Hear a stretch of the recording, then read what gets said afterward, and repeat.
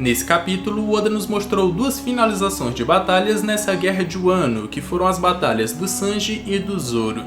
Mas além disso, também nos revelou algumas características dos Lunarianos, e pode ser por causa dessas características que eles são extremamente perseguidos pelo governo mundial. É sobre isso que nós vamos comentar nesse vídeo aqui. Se você ficou curioso, segue comigo e acompanhe esse vídeo até o final.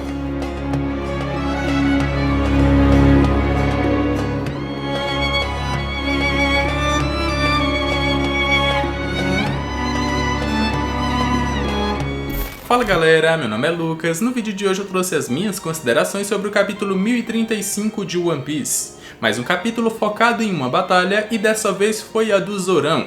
Finalmente ele venceu um comandante de Yonkou, assim como Sanji também. Mas além disso nós vamos comentar sobre as características da raça do King. Tudo isso nesse vídeo aqui, mas antes já vai deixando aquele likezão. Se ainda não for inscrito e for novo aqui, já se inscreve e vem fazer parte dessa tripulação também. Agora, sem mais enrolação, bora pro vídeo. O primeiro ponto a se comentar aqui é sobre a história de capa número 25, onde o Oda agora vai nos revelar ou vai nos contar a nova trajetória da Germa 66 após os acontecimentos de Holy Cake. Qual vai ser o destino final deles, pelo menos até esse ponto da história. E isso é bem interessante porque está sendo levantado todos os experimentos do Judge e como eles afetam de alguma forma o mundo de One Piece. O próprio Queen ali, ele estava utilizando todas as tecnologias dos filhos do Judge, e o próprio Sanji, ele despertou seus genes e agora também tem esse poder, tem o poder da ciência. Então vai ser bem legal ver o desfecho deles e principalmente o da Reiju, para saber como é que ela vai lidar com essa família que ela nunca gostou de ter. Até porque ela não é como seus irmãos, ela tem sentimentos. A única coisa que ela tem de diferente é que ela tem que seguir todas as ordens do seu pai. Então essa vai ser uma história de capa bem interessante pra se ver. Agora indo pro capítulo, nós temos que o início dele é o Queen sendo jogado pra fora de Onigashima depois daquele chutaço do Sanji, com o Ifrit Jumbo, onde a sua perna se torna tão quente ou pega um fogo tão quente que acabam saindo raios. E eu pesquisando lá no review anterior, falei que aquilo ali era característica de vulcões em erupção, onde as cinzas entram em choque e acaba resultando em um raio. Pode ser que esse golpe do Sanji, por ter sido tão poderoso a ponto de derrotar o Queen, realmente tenha a temperatura de um vulcão em erupção, a temperatura de um magma. Será que o Oda quer nos dizer isso? Aqui nós vemos duas características ou dois pontos bem interessantes. O primeiro deles é que, aparentemente, o Oda não vai trabalhar com aquela resistência que sempre foi dita dos Zoans ancestrais, deles serem mais resistentes que os Zoans normais. Até porque, mesmo sendo derrotado aqui, o Queen aparentemente não vai voltar, até porque ele foi jogado para fora de Onigashima. Mas a gente tem que tomar cuidado que ele não foi jogado no mar. Até porque Onigashima está tão próximo da capital das flores, que é no centro do país de Wano, que ele vai cair em algum lugar do país, não vai cair no mar.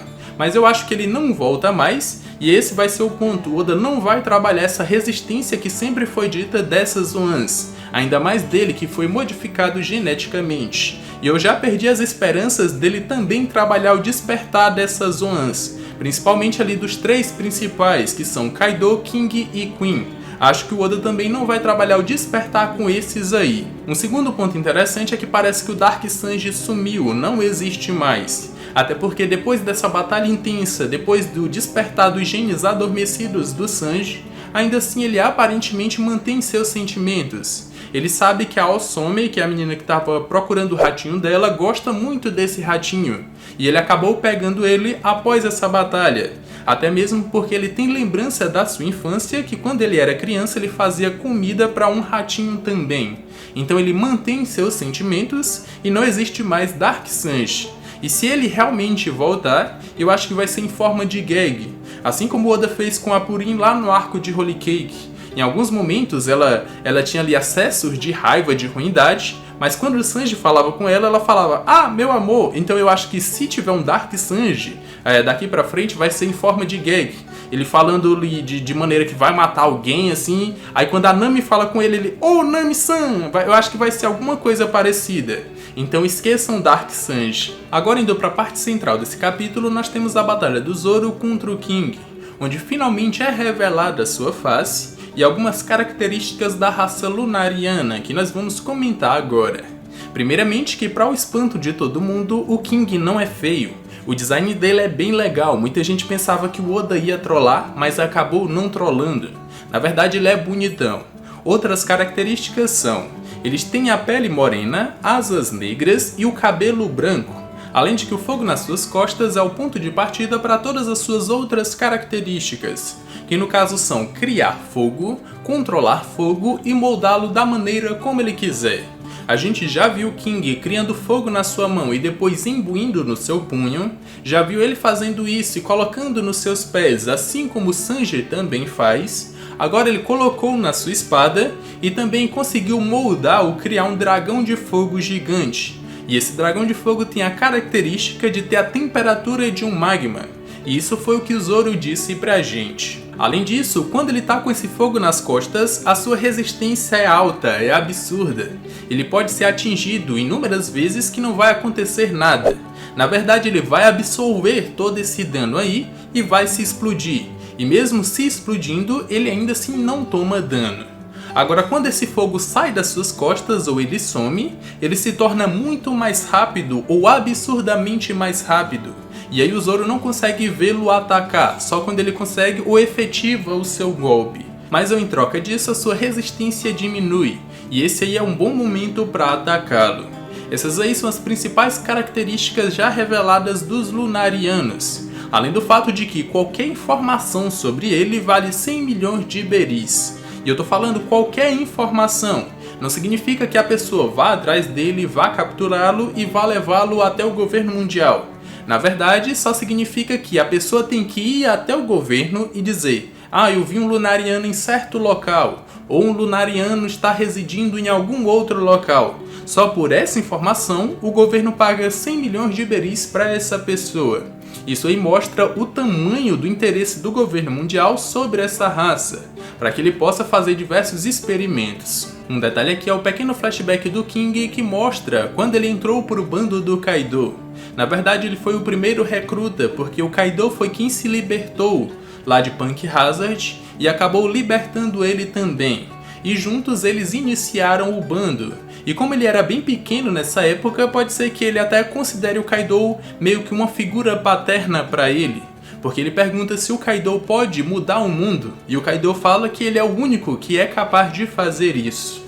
Dois detalhes interessantes aqui, ou três na verdade, são: o verdadeiro nome do King é Albert, o segundo é que o Queen não está nessa cena, então provavelmente ele só vai entrar depois no bando das feras, e um terceiro bando aqui é que os experimentos estão fugindo. Então pode ser, ou nada impede, que o Kaido tenha liberto diversos outros que estavam sendo cobaias de experimentos ali, para formar um verdadeiro pandemônio, para que assim eles pudessem fugir sem serem perseguidos. Isso eu não descarto essa possibilidade, mas quem chamou a atenção do Kaido foi na verdade o King, por ser dessa outra raça que é bem resistente. Comentando mais efetivamente a batalha em si, nós temos que depois que o Zoro deu aquele corte no King que revelou a sua verdadeira face, foi o King que continuou na iniciativa e na superioridade nesse duelo, porque ele mostra ali a sua forma de Pteranodonte sem a máscara e continua atacando o Zoro com tudo que ele tem. Depois disso nós temos uma trocação aqui entre eles, entre um atacando o outro e o outro atacando um, onde o Zoro quer terminar esse duelo o mais rápido possível, porque senão ele vai morrer. A espada dele vai sugar todo o seu haki. Ele ataca o King, mas o King se esquiva, e o King ataca ele com o mesmo dragão de chamas que tem ali a temperatura de um magma, mas o Zoro esquiva desse ataque também. Após isso, o King desaparece porque ele está em uma velocidade tão absurda que o Zoro não consegue ver, e ele acaba sendo atingido pelo King, mas ainda tem a reação de atingi-lo também, aparentemente no mesmo local que ele já tinha atingido antes. Um detalhe aqui é que as costas do King não tem a chama, então ele tomou esse dano. Só que ele não foi cortado, aparentemente cauterizou, ou ele se regenera depois que ele é atingido. Na verdade esse é o acontecimento posterior, porque antes disso, o King tenta atacar o Zoro com a sua espada e o Zoro defende. Mas aí ele tenta retirar todas as espadas do Zoro mais uma vez, só que o Zoro impede isso. Após isso, o King lança o seu maior ataque até o momento, que é um dragãozão gigante de fogo com a temperatura de um magma. E o Zorão vai lá e lança o seu golpe final também para finalizar esse duelo, que é um golpe imbuído ali com o haki do rei, que é chamado de Rei do Inferno, Espada dos Três Dragões. E aí ele lança um dragão voador do samurai extremo infernal. E com esse golpe aí, ele acaba fatiando todo esse dragão criado pelo King e acaba fatiando ele também. Aqui a gente percebe que a espada do King foi dividida em duas e a sua asa, ou uma das suas asas, foi cortada também. Até aparenta como se o Zoro tivesse arrancado um dos seus braços, mas isso é só aparência mesmo. Na verdade, aparentemente não foi arrancado, senão o Oda tinha colocado mais explícito, assim como ele coloca ali um pedaço da espada do King de um lado e o resto da espada do outro. Dá pra ver bem nítido isso. Se fosse realmente o braço do King ali, ele tinha colocado mais nítido nessa cena. Então, aparentemente, o Zoro venceu o seu duelo também.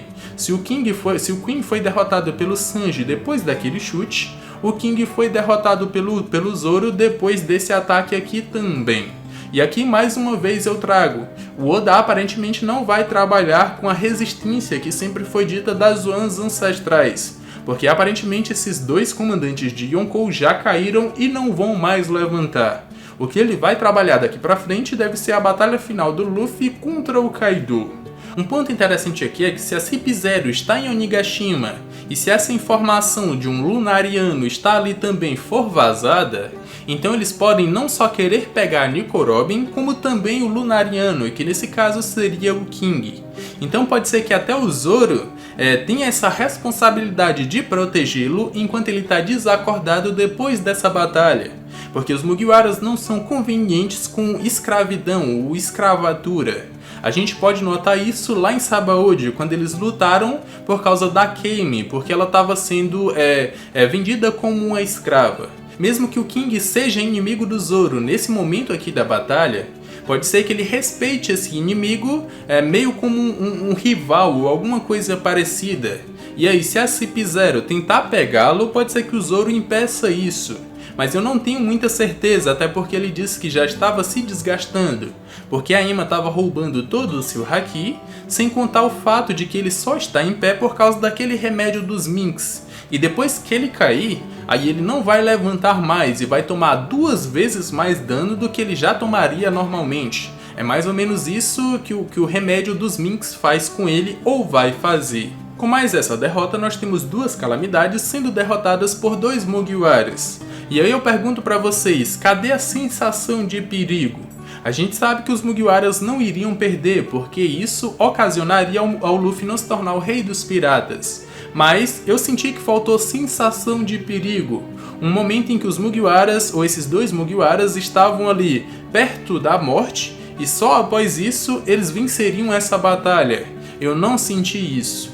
Eu não sei se o Oda tá correndo bastante porque isso aqui é uma guerra, ou se os Mugiwaras realmente estão mostrando que são o bando do futuro rei dos piratas, ou vão se tornar o bando mais forte do mundo de One Piece. Essa aí é uma lição que eu quero saber a opinião de vocês. Então já comentem aqui embaixo o que eu vou estar vendo e vou estar dando coraçãozinho pra vocês. Bom galera, esse foi o vídeo, essas foram as minhas considerações e aparentemente o Zoro venceu a sua batalha também. Eu falei durante o review ali que pode ser que a próxima batalha seja do Luffy contra o Kaido, mas na verdade eu acabei esquecendo que ainda falta a Big Mom contra Law e Kid, então pode ser que essa seja a próxima batalha a ser mostrada. Mas aí eu quero saber a opinião de vocês. Vocês acharam que realmente o Zoro venceu essa batalha? O que vocês acharam da aparência do King? Ele é bonitão? E sobre as suas características? O que vocês acham que o governo mundial quer com a sua raça? Será se a capacidade de criar fogo? Será se a sua resistência absurda? Comentem aqui embaixo que eu vou estar vendo e vou estar dando coraçãozinho pra vocês. Espero que tenham gostado desse vídeo, se sim, já me recompensa com aquele likezão. Se ainda não for inscrito ou for novo aqui, já se inscreve e vem fazer parte dessa tripulação também. Tô deixando aqui na tela final 2 vídeos que eu acredito que vocês vão gostar. Eu me despeço por aqui, um abraço e valeu!